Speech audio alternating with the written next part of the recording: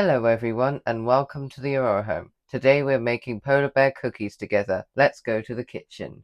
Welcome to the kitchen. The first thing you need to do is wash your hands. I've washed mine. To make polar bear cookies, you will need some of these.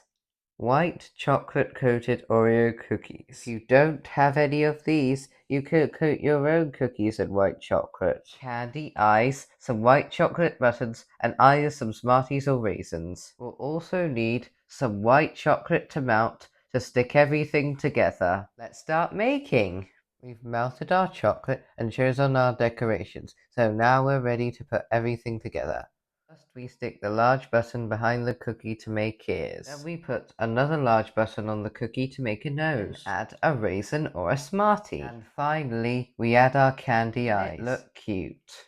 Look, we've made another one with a Smartie nose. Thanks for watching. Hope you've enjoyed making cookies with me. See you again next time. Don't forget to like and subscribe.